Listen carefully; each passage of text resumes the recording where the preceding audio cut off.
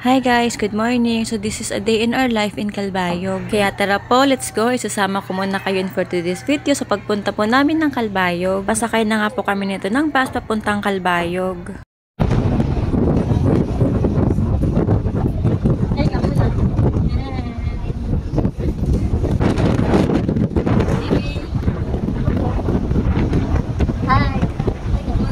Nakarating na nga po kami ng RFM kung saan po mismo yung pinaka-bus stop nila. Then, dito na nga din kami sumakay ng tricycle papunta nga po ang Calbayog. Nasa Calbayog na nga po ako neto and dumaan nga muna kami dito sa Salmars Medical Clinic para nga po ipa-check up si baby. Pabalik-balik kasi ang ubo at sipon ni baby. Although, pina-check up po na siya dito malapit sa amin kaso hindi nga po siya gumaling. Kaya nag-decide na talaga akong pumunta ng Calbayog kahit malayo sa amin basta mapatingnan dun si baby ng maayos. Sobrang nagwo-worry na din kasi talaga ako kay baby dahil yung ubo at sipon niya halos isang linggo na nga hindi pa rin gumagaling. So after nga po ng check-up ni baby, binili ko na din lahat dito sa Salmars Pharmacy din yung mga gamot na nireseta sa kanya. Pagkatapos ko ang bumili ng gamot, so may nadaanan nga ako dito mga prutasan kaya dumaan nga muna ako saglit para nga po ibili si baby ng mga prutas niya. Habang busy nga po ako dyan, kakapili sa mga prutas ni baby. Nako, itong baby ko panay pili nga din ng mga prutas dito, nakikisali nga din po siyang mamili.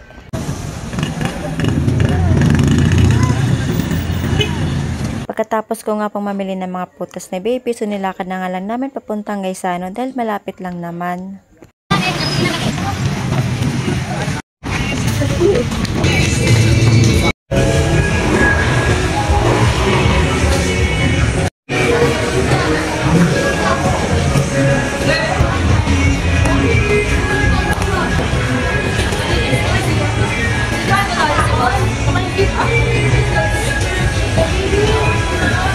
Pagkapasok nga po namin sa loob, so dumiretso na nga kami agad dito sa may second floor para hanapin po yung Kids Paradise. Nandito na nga po kami nito sa may second floor, so madali lang naman hanapan itong pwesto nila. Dahil pagkaakyat nyo nga po, makikita nyo na agad yung pwesto nila dito sa may left side. Kaunting lakad nga lang po, din makikita nyo na itong Kids Paradise. Makikita nyo naman din po sa labas kung magkano ba yung mga prices nila per hour. Pagkadating nga po namin agad ng Kids Paradise, so nag-filled up nga po agad ako dyan. Pagkatapos ko nga po mag-filled up, din nakapagbayad na din ako, so pumasok naman agad kami, so hindi na kami nag-antay pa ng matagal. At nung makapasok na nga po kami sa loob, so sinuot ko na nga muna dyan yung pangmalakasan kong medyas sa hachor. Dahil baka nga mapalayas tayo dito pag hindi tayo nakamedyas dahil kailangan nga daw kahit yung mga guardian ay nakamedyas din. Ito nga pala guys, yung itsura dito sa loob, so marami nga mga activities dito na pwedeng gawin ng mga kids natin, so sigurado talagang mag-e-enjoy sila dito. For now, kahit nga hindi pa ni baby man laro dito lahat, okay lang din, nag-e-enjoy naman siya. Kaka-swimming dito sa napakaraming bola na nakapalibot sa kanya. And by the way nga pala guys, sa mga hindi pa nga po nakakapunta dito at balak pa lang na pumunta, strictly no food and drinks allowed nga po dito sa play area nila. And don't forget nga pala din guys yung socks nyo dahil di kayo makapasok dito. Pero don't worry guys, din makakabili naman kayo ng socks dito sa kanila if ever na wala kayong dala.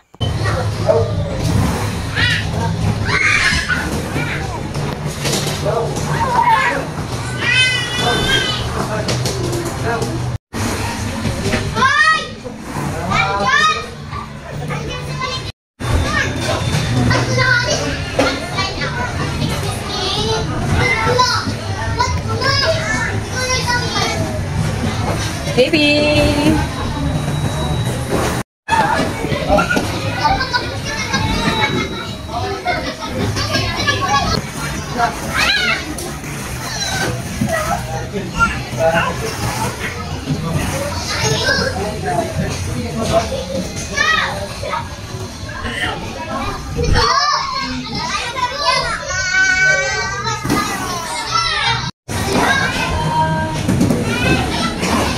Come here!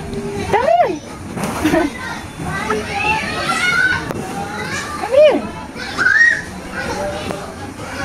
Baby! Baby! Nak! Come! Come here! Come here! Come here! Baby, bye! Bye!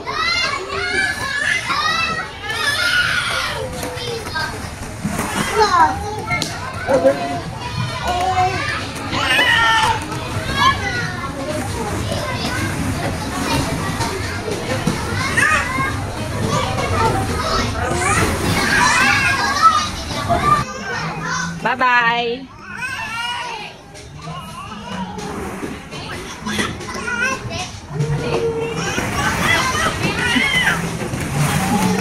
Baby, come!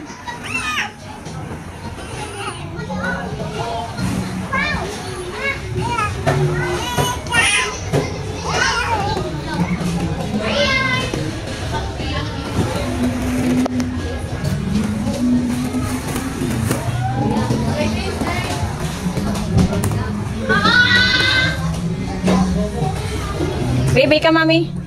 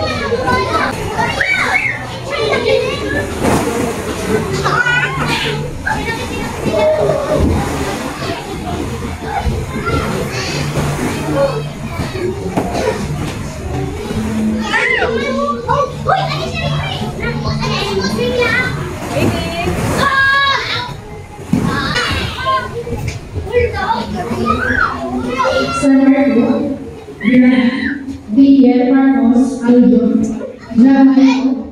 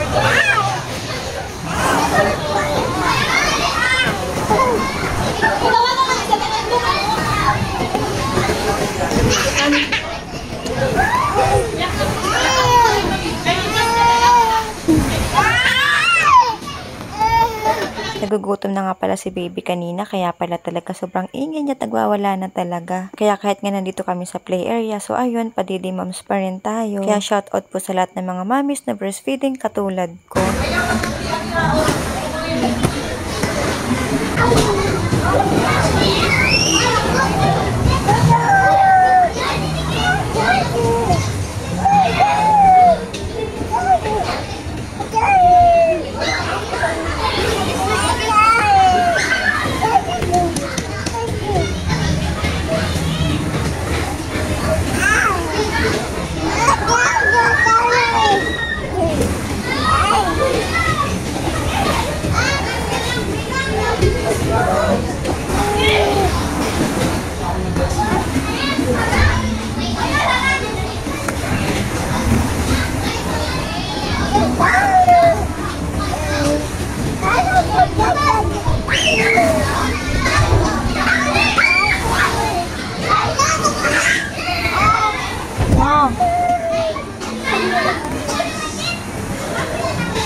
No!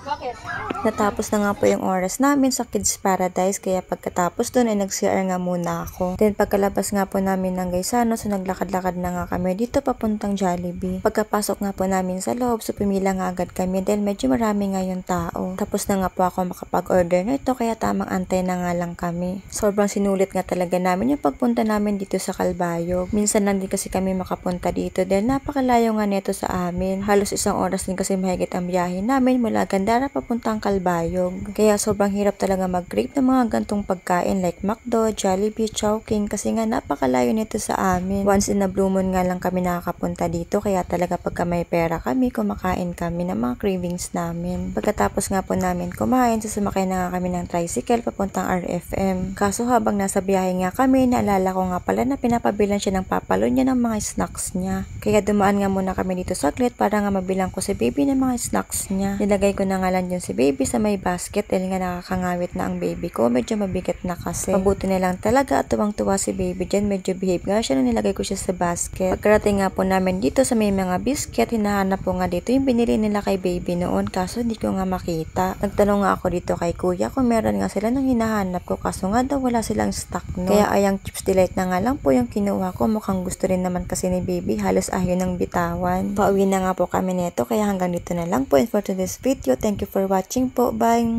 Love, love!